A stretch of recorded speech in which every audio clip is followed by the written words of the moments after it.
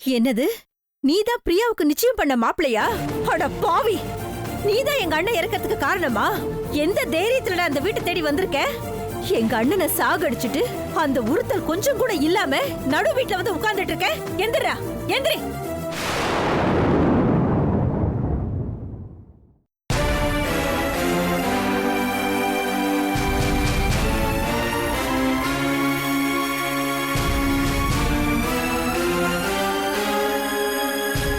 என்னடா நிக்கிற? வெளியில போடா.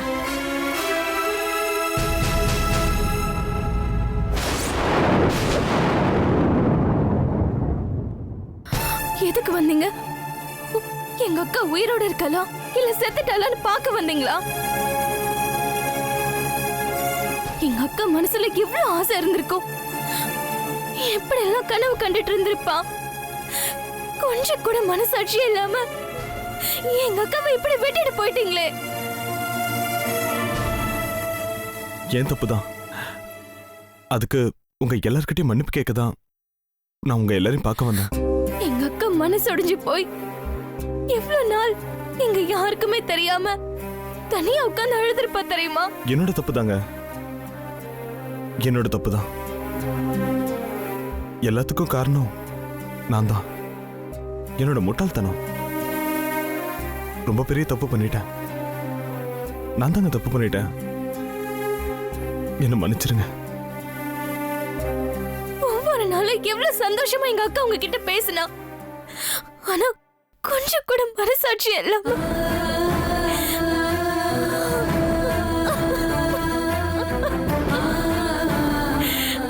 கீர்த்தனா, அழாதம்மா, அழாத.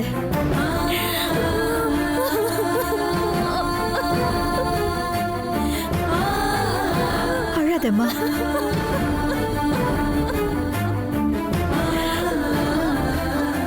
இல்ல கீர்த்தனா, என்னோட தப்பு நான் மறுக்கல.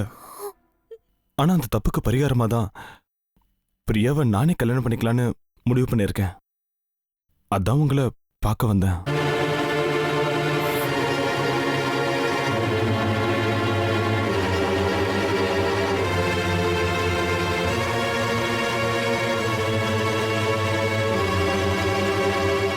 பிரியா எப்படி என்னை கல்யாணம் பண்ணிக்கணும்னு ஆசையில இருந்தாலோ அதே ஆசை அதே சந்தோஷத்தோட தான் நானும் இருந்தேன். இன்னும் சொல்லப்போனா நான் கல்யாணம் பண்ணிக்க பார்த்த முத பொண்ணு பிரியா தான். என்னோட மனசுல நான் ஒய்ஃப்னு நினைச்ச ஒரே பொண்ணு பிரியா மட்டும்தான்.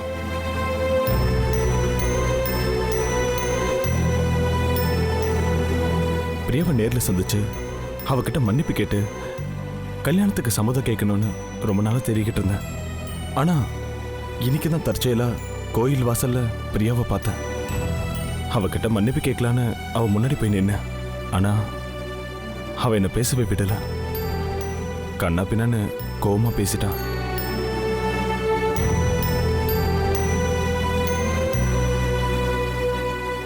என்னதான் பிரியாவுக்கு என் மேல கோவம் இருந்தாலும் கண்டிப்பா அவ மனசுல ஏதோ ஒரு ஓரத்திலேயாவது நான் இருப்பேன். ஏன்னா போன்ல நாங்க ரெண்டு பேரும் பேசும்போது எங்க மனசுல உள்ள விஷயங்களை அவ்வளவு தூரம் ஷேர் பண்ணிருக்கோம். கண்டிப்பா அவ மனசுல நான் இருக்கேன், அது எனக்கு தெரியும். அந்த நம்பிக்கையில தான் உங்க எல்லாரையும் பார்த்து நேர்லயே கேட்கலான்னு வந்தேன்.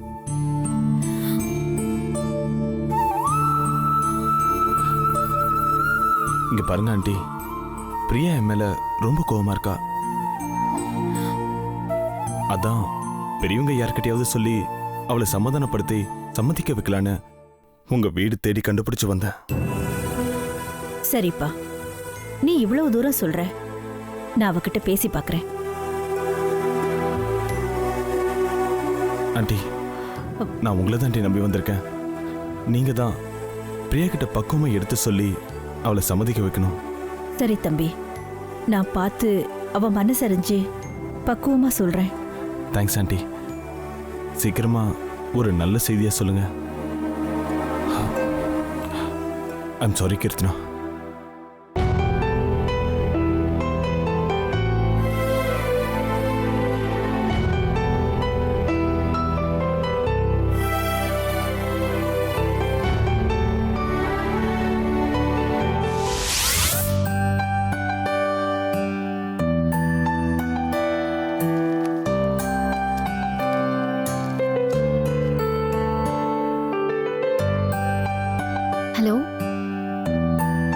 ஆடிட்டர் சார் சொல்லுங்க.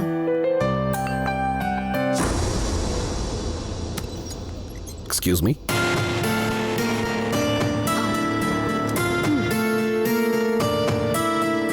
இல்ல இல்ல அந்த பேப்பர்ஸ் இல்ல. நான் ரீசெண்டா பேப்பர்ஸ் அனுப்பியிருக்கேன் பாருங்களேன். ஆமா.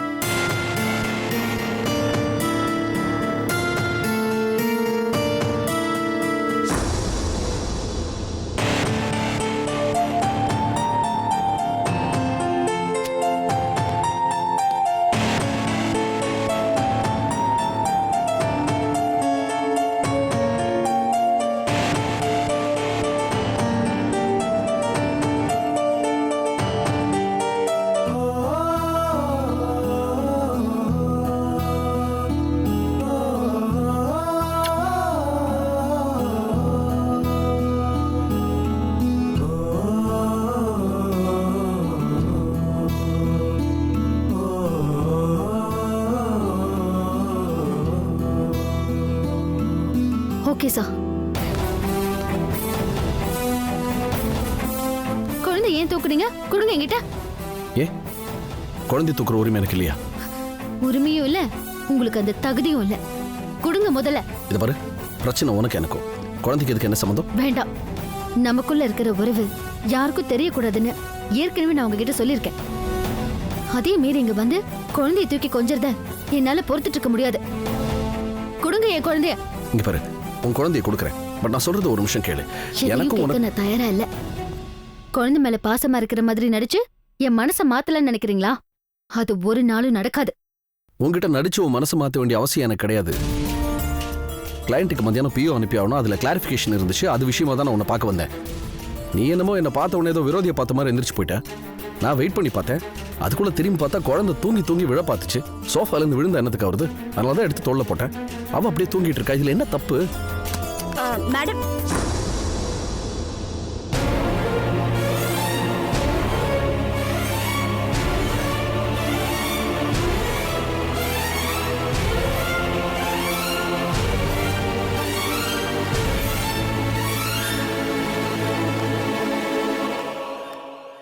என்ன சார், மேடமோட குழந்தைய நீங்க வச்சிட்டு இருக்கீங்க? நந்தினி மேடம் வேற டென்ஷனா இருக்காங்க. Any problem?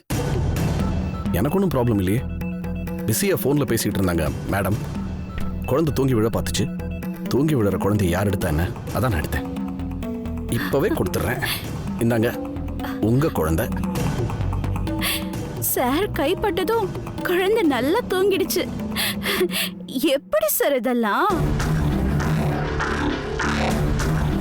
இதே மாதிரிதான் நான் எத்தனையோ தடவை தூக்கி வச்சிருக்கேன். உடனே அழ ஆரம்பிச்சிடுவா சார். ஆனா உங்களை பார்த்ததுமே ரொம்ப தெரிஞ்சவர் மாதிரி தெரிஞ்சிருக்குமோ என்னமோ.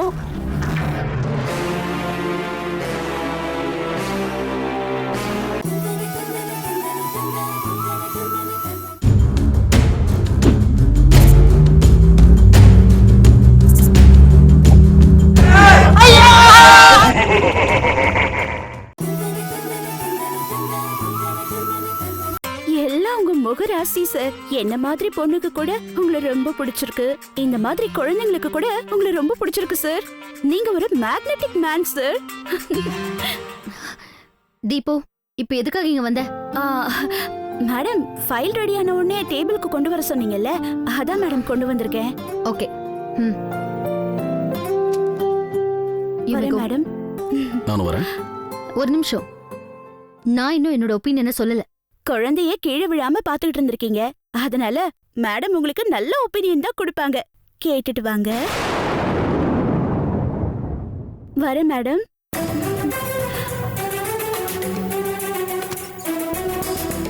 எல்லார்கிட்டயும் எல்லாத்தையும் சொல்லி என்ன அசிங்கப்படுத்தாம நீங்க இந்த ஆபீஸை விட்டு போக மாட்டீங்கல்ல?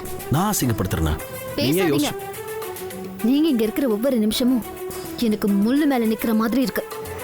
ஏன் இப்படி தேடி வந்து என்ன டார்ச்சர் பண்றீங்க? டார்ச்சர் பண்ணல நந்தினி. என்னைக்காவது மனசு மாறும்னு வெயிட் பண்ணிக்கிட்டு இருக்கேன், அவ்வளவுதான். நான் தான் மாறவே மாட்டேன்னு சொல்லிட்டேன்ல. அதுக்கப்புறம் ஏன் இப்படி வந்து என்ன கழுத்த இருக்கிறீங்க? இது பாருங்க விஸ்வா, என் பொறுமைக்கு ஒரு எல்லை இருக்கு. அதை தாண்ட வச்சிடாதீங்க. இனிமே குழந்தைய கொஞ்சறது, அது கூட விளையாடுறதுன்னு இருந்தீங்க, எனக்கு கெட்ட கோவம் வந்துடும். ஞாபகம் வச்சுக்கோங்க. முதல்ல இங்க இருந்து கிளம்புங்க. ஏன் இன்னும் நிக்கிறீங்க? கிளம்புங்கன்னு சொல்லிட்டேன்ல. ஒரு ஒய்ஃப் அவன் ஹஸ்பண்ட் கிட்ட கோவத்தை காட்டு. ஒரு எம்டியா இருந்து உன்கிட்ட கை கட்டி வேலை பார்க்குற இந்த பர்ச்சேஸ் மேனேஜர் கிட்ட உன் ஆத்திரத்தை காட்டு. அந்த குழந்தை கிட்ட காட்டாத, பாவம்.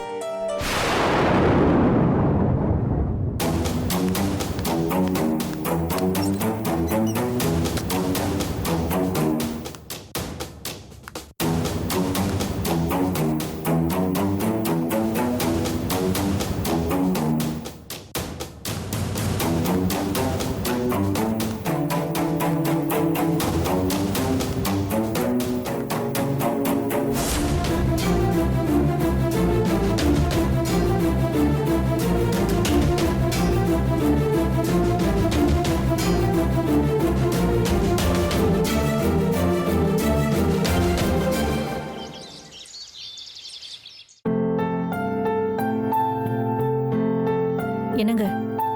ஆ.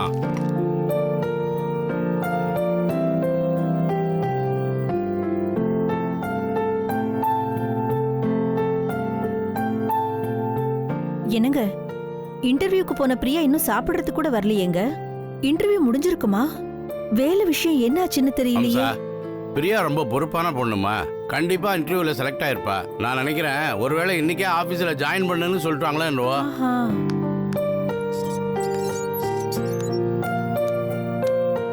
பிரியா வாமா, வா வா வா வா வா. இப்பதான் உன்னை பத்தி பேசிட்டு இருந்தோம், உனக்கு ஆயுசு 100. ஆமா, இன்டர்வியூ என்னாச்சு? என்னங்க அத்தை, ஸ்வீட் எடுத்துக்கங்க. ஸ்வீட்டா? அப்படின்னா உனக்கு வேலை கிடைச்சிருச்சா பிரியா? ஆமா அத்தை, நாளைக்கே ஜாயின் பண்ண சொல்லிட்டாங்க. எல்லாம் உங்க ஆசீர்வாதம் தான் அத்தை. தேங்க்ஸ் அண்ணா. வாழ்த்துக்கள் பிரியா, உனக்கு முதல் இன்டர்வியூல வேலை கிடைச்சதுல ரொம்ப சந்தோஷமா இருக்கு. தேங்க்யூ அண்ணி. ஸ்வீட் எடுத்துக்கங்க. தேங்க்யூ. எல்லாம் இந்த வீட்டுக்கு வந்த நேரம் தானே நான் நினைக்கிறேன். அதெல்லாம் இல்ல, இது உன் திறமைக்கு கிடைச்ச வேலைதான். குடு குடு, ஸ்வீட் குடு. இந்தாங்க. தேங்க்யூ. ஏய் கீர்த்தனா, வா வா, உங்க அக்காக்கு வேலை கிடைச்சிருச்சு, ஸ்வீட் எடுத்துக்கோ. தெரியும், அக்கா கால் பண்ணி சொன்னாங்க. ஆமா, மகேஷ் அண்ணா எங்க? அவர் உள்ள இருக்காரு. அண்ணா, அம்மா, வீட்டுக்கு வருண் வந்த விஷயத்த இப்பவே பிரியா கிட்ட பேசிடலாமா? இருடி, வந்தது வராதுமா சொல்லணுமா? பாத்துக்கலாம். அத்தை என்ன பேசுறீங்க? அது ஒண்ணும் இல்லம்மா, ஒரு சந்தோஷமான விஷயம்தான். வேலை உன்னை தேடி வந்த மாதிரியே இன்னொரு சந்தோஷமான விஷயமும் உன்னை தேடி வந்திருக்கு. அத்தை, நீங்க என்ன சொல்றீங்கன்னு எனக்கு புரியல, கொஞ்சம் விவரமா சொல்லுங்க. அதாம்மா, அந்த வருண் இல்ல, வருண் தம்பி இங்க வந்துட்டு போச்சு.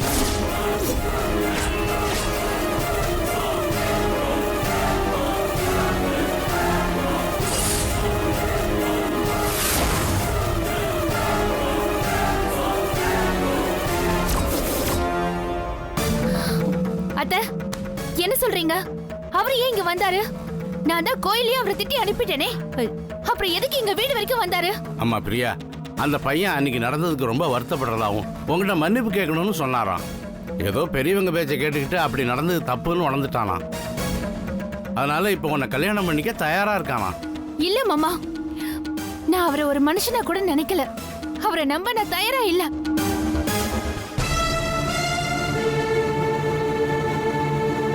நடந்த சம்பவம் அத்தனையும் என் நெஞ்சில முள் மாதிரி குத்திக்கிட்டே இருக்கு. அவரு இந்த ஜென்மத்துல திருந்தவே மாட்டாரு. சரியான பச்சோந்தி.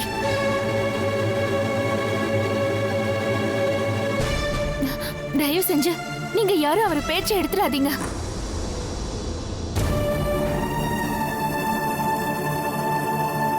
இதோ பாரு பிரியா, அன்னைக்கு அவர் தப்பா நடந்திருக்கலாம், ஆனா இன்னைக்கு அவர் மனசு மாதிரி தெளிவா பேசியிருக்காரு. கண் கலங்கி வேற பேசினாரு. எங்க எல்லாருக்கும் அவர் மனசு மாறி இருப்பாருன்னு தான் தோணுது. இல்ல அண்ணி, அத்தனையும் நடிப்பு.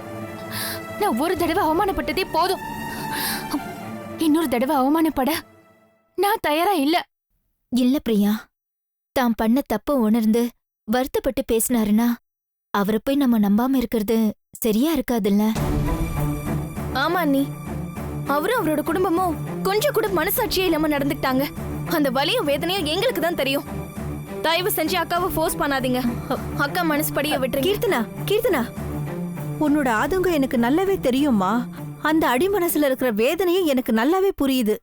இருந்தாலும் தன்னோட தப்ப உணர்ந்து ஒருத்தர் வரும்போது நாம அலட்சியப்படுத்த கூடாது இல்லம்மா? அம்மா பிரியா, உனக்கு எல்லாமே தெரியும். நீ இத புரிஞ்சுக்குவேன்னு நினைக்கிறேன். அத்தை, தயவு செஞ்சு என்னை விட்டுருங்க. என்னை கம்பல் பண்ணாதீங்க ப்ளீஸ். அப்பா பாத்தீங்களா, கீர்த்தனாக்கு நம்ம குடும்பத்து மேல கோவம் இருக்கிற மாதிரி அந்த வருண் குடும்பத்து மேலயும் ஒரு கோவம் இருக்கு. ரேவதி, அவங்க கோவம் நியாயமானது தானே? எல்லாம் கொஞ்சம் கொஞ்சமா தான் சரியாகும்.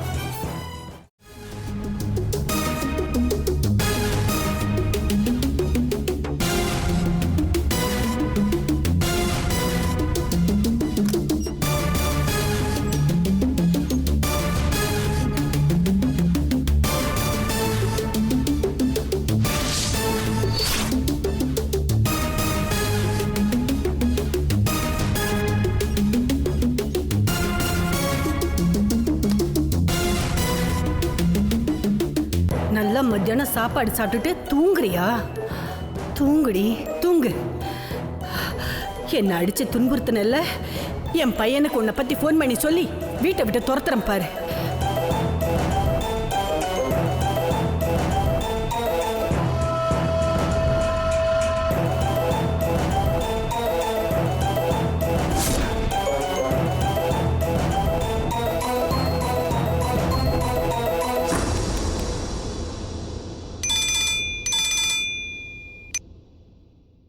சொல்லுமா. விஸ்வா, மா அம்மா, என்னாச்சுமா? நான் எதுக்கு ஃபோன் பண்ண தெரியுமா? அது வந்து அகிலாவை பத்தி உங்ககிட்ட சொல்லுமா. சொல்றேன்டா.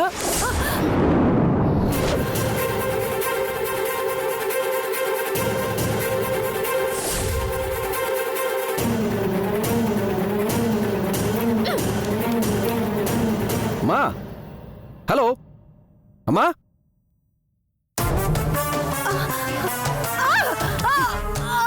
நான் உன்னை அடிக்கிறேன், துன்புறுத்துறேன், நல்லவ மாதிரி நடிக்கிறேன்னு உன் பையன் கிட்ட போன்ல போட்டு கொடுக்குறியா?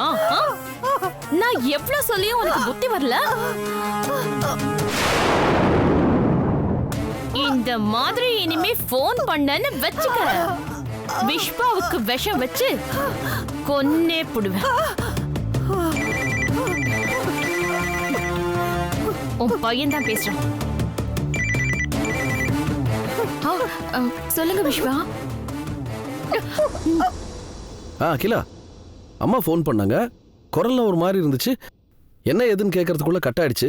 உன்னை பத்தி ஏதோ பேசணும்னாங்க. அது வந்து விஷ்வா, கை தவறி போன் கீழே விழுந்து சதறி போயிடுச்சு விஷ்வா. அதான் டிஸ்கனெக்ட் ஆயிடுச்சு. அம்மாட்ட கொடு. வெயிட் பண்ணுங்க விஷ்வா, நான் கொடுக்குறேன். உன் மகன் பேசணுமா? இப்ப நீ என்னை பத்தி என்ன சொல்லணும் தெரியுமா? நந்தினி நீயும் ஒன்னா சேர்ந்து வாழணும், நந்தினி உன்னை ஏத்துக்கணும், அதுக்காக அகிலா கடுமையா விரதம் இருக்கா. நீயும் நந்தினியும் மறுபடியும் சேரணும்னு அகிலா தன்னை வருத்திக்கிறத பார்த்தா எனக்கு கஷ்டமா இருக்குடான்னு நீ சொல்லணும். என்ன புரியுதா? பேசு. விஸ்வா, சொல்லுமா, என்னாச்சு? அகிலா பண்றத நினைச்சு அழுதண்டா. எப்படியாவது நந்தினி நீயும் மறுபடியும் சேர்ந்து வாழணும்னு அகிலா மௌன பிரார்த்தனை பண்றாடா. அது மட்டும் இல்ல, கோயில் கோயிலா வேண்டிக்கிறா. பச்சை தண்ணி கூட குடிக்காம விரதம் இருந்து பட்டினி கிடக்குறாடா. உனக்காகவும் நந்தினிக்காகவும் அகிலா தன் உடம்பையும் மனசையும் ரொம்ப வருத்திக்கிறா. அத சொல்றதுக்காக தான் நான் உனக்கு ஃபோன் பண்ணேன். அகிலாவை நினைச்சா எனக்கு அழுகையா வருதுப்பா. ஃபோன் அவுட்டு கொடு. சரி, உன்கிட்ட பேசணுமா?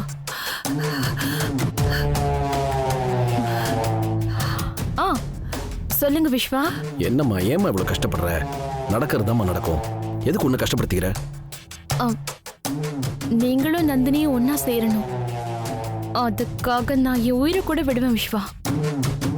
சரி, நந்தினி அக்கா உங்களை நல்லா கவனிக்கிறாங்களா?